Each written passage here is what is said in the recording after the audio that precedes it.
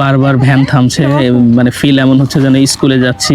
জায়গা জায়গা থেকে সব স্কুলের বাচ্চাদেরকে উঠাচ্ছে গাড়িতে। ওইখানে নাকি আমাদের বাংলাদেশের একদম খুবই জনপ্রিয় সঙ্গীত শিল্পী এন্ড্রু কিশোরের জন্মস্থান। আমি এই যে তেঁতুল গাছটা এখন দেখতে পাচ্ছি এখানে, হ্যাঁ, এটা অনেকেই বলছে যে 500 বছরের থেকেও বয়স বেশি, আরো থেকেও বয়স বেশি, মানে আনুমানিক কেউ বলতে পারে না। আসসালামু আলাইকুম, আশা করি সবাই ভালো আছেন। আজকে আমি চলে আসছি হচ্ছে 500 বছরের চেয়েও পুরনো একটি তেঁতুল গাছ আছে এই গ্রামে। তো সেইখানে আমি যাচ্ছি দেখার জন্য। আসলে আমার অনেক পুরনো গাছ, তারপরে পুরনো যে প্রত্নতাত্ত্বিক যেই স্থাপনাগুলো আছে এসব দেখতে আমার খুব ভালো লাগে। তো সময় সুযোগ হয়ে ওঠে না, কিন্তু সুযোগ পেলেই আমি দেখতে চলে যাই। আগে অনেক জায়গায় যাওয়া হয়েছে, দেখা হয়েছে, কিন্তু সেগুলো ভিডিওতে ধারণ করা হয়নি। গ্রামে প্রবেশ করলাম, তেমন কাউকে দেখলাম না, তাই আর কি সামনে এগিয়ে যাচ্ছি। আমাকে বলল যে সোজা হাঁটতে হাঁটতে চলে গেলে হাতের ডানেই পড়বে গাছটা, কিন্তু এখন পর্যন্ত আমি কোনো গাছের দেখা পাচ্ছি না। তো চতুর্দিকে এরকম ধান, তারপরে হচ্ছে আবাদি জমি। আসসালামু আলাইকুম, এখানে তেঁতুল গাছটা কত দূর কাকা? আচ্ছা ঠিক আছে, যেহেতু বললো সামনে, আরও সামনে যেতে হবে। তো চলুন গল্পে গল্পে আল্লাহর সৃষ্টি এই প্রাকৃতিক সৌন্দর্য দেখতে দেখতে সামনে এগোনো যাক। আসসালামু আলাইকুম, ভালো আছেন?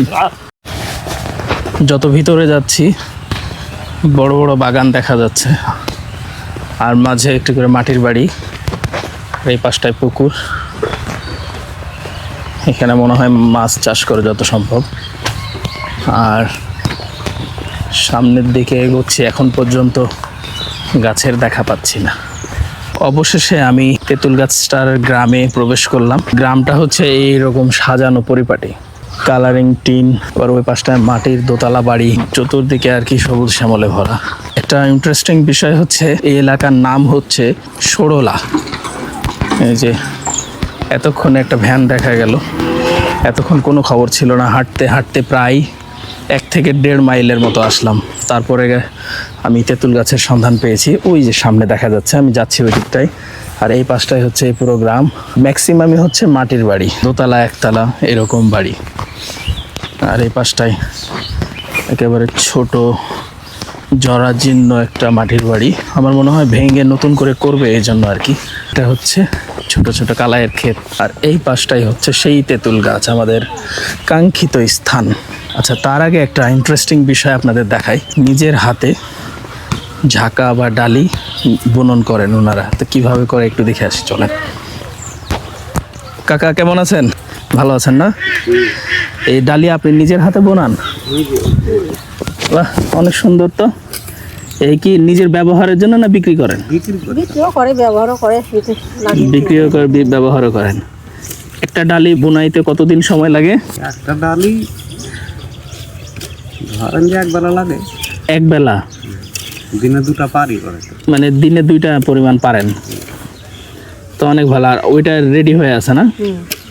ওটা গোড়া করেছি, এটা মানে ওটা শুরু করেছি এটা। আচ্ছা, দেখতে কিন্তু অনেক ভালো লাগছে। এটা আস্তে আস্তে তখন ওইটার মতো হবে, তাই তো? এই সব আপনি নিজেই কাটেন? নিজেই সব নিজে কাটে, নিজে সব বাঁশে, সব মাছ দিয়ে তৈরি? আপনার ওইগুলো সাইজ করতেও তো অনেক সময় লাগছে মনে হয়? হ্যাঁ, অনেক সময়। কাল শুধু সাইজই করেছি কাল। সাইজ করতে আর 2টা ডালি বুনাইতে কতদিন সময় লাগে আনুমানিক? ওই 1 দিন মন লাগে, পুরো 1 দিন। আমি এই যে তেঁতুল গাছটা এখন দেখতে পাচ্ছি এখানে, হ্যাঁ, এটা অনেকেই বলছে যে 500 বছরের থেকেও বয়স বেশি, আরো থেকেও বয়স বেশি, মানে আনুমানিক কেউ বলতে পারে না। না, মানে আপনাদের দাদা পরদাদা যারা ছিল, আমাদের বয়স হলো 110 বছর হয়ে গেছিল, বুঝতে পারলেন? আজ 5 বছর আগে। হ্যাঁ, তারাও বলছে যে আমরা এই গাছের কথা বলতে পারবো না যে কত বছর আগে। অনুমানিকটা 500 বছর করেছে, মানে অনুমানে আর কি। অনুমানিক। আর তেঁতুল গাছ কিন্তু ভোগ করে মোটা হয় না, না, আস্তে আস্তে আস্তে আস্তে মোটা হচ্ছে। সেই তুলনায় আরো বয়স মনে হয় যে 1000 বছর বয়স হতে পারে। 1000 বছর?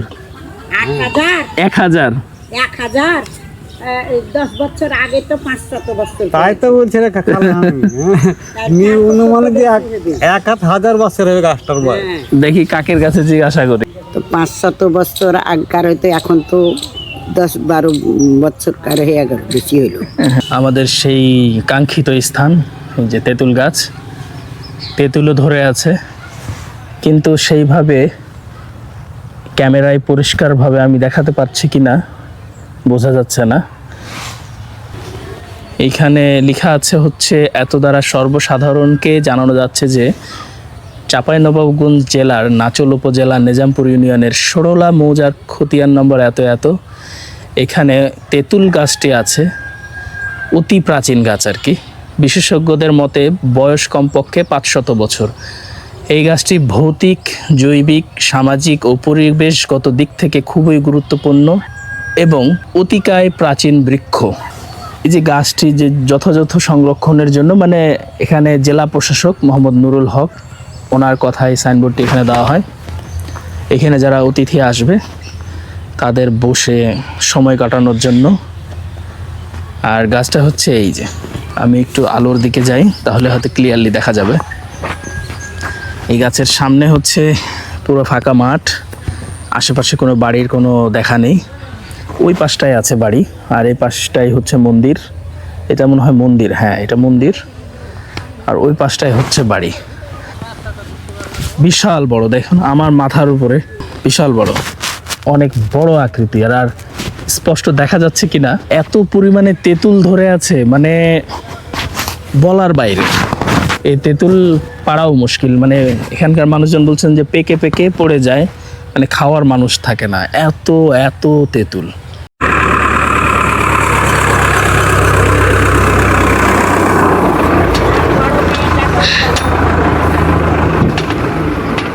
কি খবর, কেমন আছো তোমরা? কেমন এই তেঁতুল গাছটা? ভালো। কোনো ভূত টুত নাই? আছে। রাত্রে আসে নাকি? ভয় লাগে? আচ্ছা যাও। এই গাছে নাকি ভূত আছে। আর থাকাটাই স্বাভাবিক, অনেক পুরনো জায়গা। রাত্রের বেলা তাহলে, যেহেতু দিনের বেলাতেই একেবারে জনশূন্য একটা জায়গা, তো রাত্রের বেলা তো একটু ভয় লাগবে, এটা স্বাভাবিক। তার মধ্যে আবার এখন শীতের রাত, একেবারেই নিরিবিলি। রবীন্দ্রনাথ ঠাকুরের একটা কথা আছে, সেটা হচ্ছে যে শঙ্খের মধ্যে যেমন সমুদ্রের শব্দ শুনতে পাওয়া যায়, ঠিক তেমনি লাইব্রেরির মধ্যে মানুষের হৃদয়ের উত্থান ও পতনের ধ্বনি শুনতে পাওয়া যায়। এই গাছটাই ঠিক তেমন। এই গাছ কত জাতি চলে গেছে, কত মানুষ গত হয়ে গেছে, আবার এসেছে, আবার চলে গেছে, এভাবে কতগুলো প্রজন্ম চলে গেছে, কিন্তু এই গাছ রয়ে গেছে। একেবারে দানব আকৃতির, বিশাল দেহি, সুঠাম দেহি, মানে যত ধরনের আর কি প্রশংসা করা যায় এই গাছের, যত ধরনের উপাধি দেওয়া যায় এই গাছকে আপনি দিতে পারবেন। কত মানুষের উত্থান পতনের সাক্ষী এই তেঁতুল গাছ, যেটা এই গাছের বয়স জানলেই বোঝা যায়। এত প্রাচীন একটা গাছ, অবশ্যই আপনার দেখতে ইচ্ছে করবে খালি চোখে, নিজ চোখে, সশরীরে। আপনারা যদি এখানে এসে দেখতে চান তবে দেখতে পারেন। আমার অনেক ইচ্ছা ছিল, অনেক স্বপ্ন ছিল, অনেক নাম শুনেছি গাছের, যে এখানে এসে দেখব। আমার স্বপ্ন পূরণ হয়েছে। আমি এখানে এসে এই গাছের সৌন্দর্য, এই গাছের যে দাপট, এই গাছের যে ইতিহাস, এই সব জানতে পারলাম। আসলে আমি অনেক সৌভাগ্যবান। কি খবর বাবু, কেমন আছো? ভালো আছি। ভালো আছো? তুমি এখানে স্কুলে পড়ো? কোন ক্লাসে পড়ো? 4। ক্লাস 4-এ? এই গ্রামেই থাকো নাকি পাশের গ্রামে থাকো? পাশের গ্রামে থাকো। এই গাছ কেমন, তোমার কেমন লাগে এই গাছটা? ভালো লাগে। ভালো লাগে। রাত্রেবেলা ভয় লাগে না? ভয় লাগে না। ভয় লাগে না? তুমি অনেক সাহসী। নাম কি তোমার? জুয়েল। জুয়েল। তোমরা কয় ভাই বোন? 2 ভাই 1 বোন। 2 ভাই 1 বোন। তুমি বড়? না, আমি ছোট, সবাই ছোট। আরে বাবা, তাহলে তো সবার আদর তুমি একাই নাও। হ্যাঁ, আচ্ছা যাও, স্কুলে যাচ্ছ নাকি? কয়টা থেকে স্কুল? 4টা পর্যন্ত। 12টা থেকে। 12টা থেকে 4টা? আচ্ছা যাও, ভালোভাবে পড়াশোনা করো। হ্যাঁ, তো ভয় পাই না, তুমি নাকি ভয় পাও? ওই অনেক সাহসী, তুমি সাহসী না। থাকো, টাটা। তেঁতুল গাছটা আমার দেখা হয়ে গেল। এখন সামনের দিকে এগোই গ্রাম দেখতে দেখতে, আর যদি গ্রামের মানুষজন পাই তাদের সাথে কথা বলতে বলতে এখন চলে যাব। আর হচ্ছে সামনে যদি কোনো ছোটোখাটো খাবার হোটেল পাই, খেতে খুব ইচ্ছে করছে, ক্ষুধা লেগে গেছে। সকাল সকাল নাস্তা করে এসেছি, এখানে আসবো যে এই জন্য অনেক এক্সাইটেড ছিলাম। তাড়াহুড়োতে আর কি ভালোভাবে নাস্তা করে নিই, যে কত দ্রুত যাব আমি, কত দ্রুত গাছটা দেখব সেই ইচ্ছাতে। কিন্তু গ্রামে ঢুকতে তো আশেপাশে কোনো খাবার হোটেল তো দেখলামই না, কোনো যানবাহনও দেখলাম না, যার যার ব্যক্তিগত মোটর বাইক। তো সামনে একটা ভ্যান দেখতে পাচ্ছি। কাকা যাবেন নাকি? এটা আপনার ভ্যান? আছে, যাইবে একটু দেরি, দেরি হবে এই 2-4 মিনিট।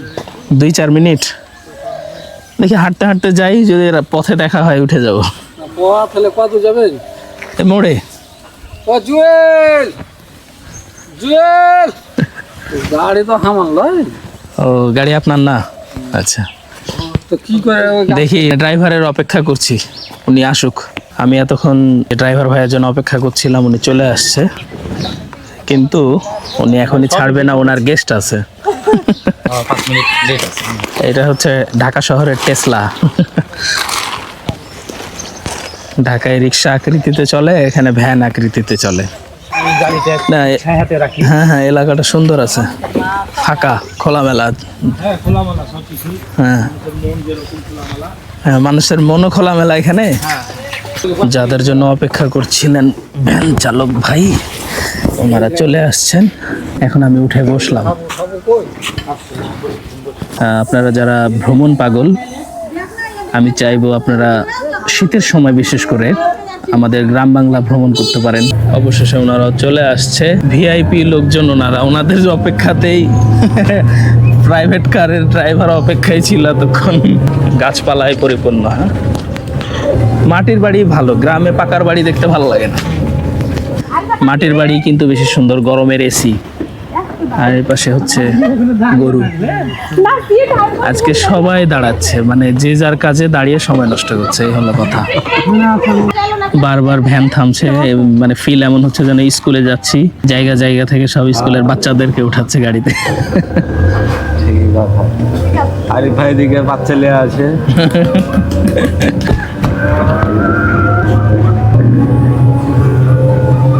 উঠেন, এই পাশে, এই পাশে আসে। আমার বরাবর আর একটা প্রাইভেট কার আসছে।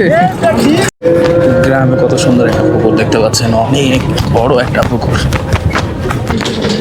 হ্যাঁ হ্যাঁ, রাস্তা তো ভাঙ্গা,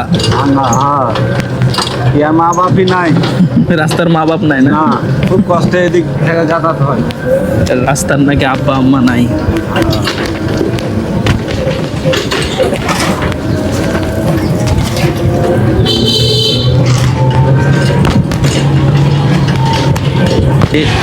এই জায়গায় আমাকে নামিয়ে দেন। এখন আমি এই জায়গায় নামলাম।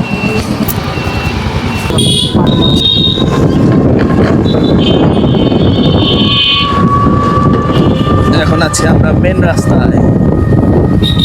বেশ মনোমুগ্ধকর লাগে, বেশ বেশ ভালো লাগে। আপনারা এতক্ষণ আমার ভিডিওটা দেখলেন। এই 500 বছরের তেঁতুল গাছের গ্রাম থেকে আমি আমার গন্তব্যে ফিরে যাচ্ছি। তো এতক্ষণ ভিডিওটা দেখে কেমন লাগলো আপনারা কমেন্টস করে জানাবেন, ভালো লাগলেও জানাবেন, খারাপ লাগলেও জানাবেন। যেই আপনার মন্তব্য একটা হলেও করবেন, তাহলে আমি শিখতে পারবো। সেটা কোনো শেষ নেই, সেটার কোনো বয়স নেই। আপনি আমার যদি কোনো ভুল দেখেন, আমাকে ভুলগুলো দেখিয়ে দেবেন, তাহলে আমি সেগুলো শুধরে নেব, শুধরে নেওয়ার চেষ্টা করবো ইনশাআল্লাহ। ভালো থাকবেন, সুস্থ থাকবেন। এই সোনালি মাঠ ভরা ধানের এলাকা থেকে বিদায় নিচ্ছি। আসসালামু আলাইকুম, আল্লাহ হাফেজ। হতাশামূলক একটা কথা শুনলাম। আমি যেই তেঁতুল গাছটা দেখতে গেছিলাম, ফিরে চলে আসলাম। ওইখানকার কেউ আমাকে সঠিক ইতিহাসটাও বললো না, বা ওখানে কোনো প্রসিদ্ধ মানুষজন আছে কিনা সেটাও বললো না। কিন্তু ওইখানে নাকি আমাদের বাংলাদেশের একদম খুবই খুবই জনপ্রিয় সঙ্গীত শিল্পী এন্ড্রু কিশোরের জন্মস্থান। তো ওইখানে উনি জন্মগ্রহণ করেছেন। তা আমি এটা পরে জানতে পারলাম।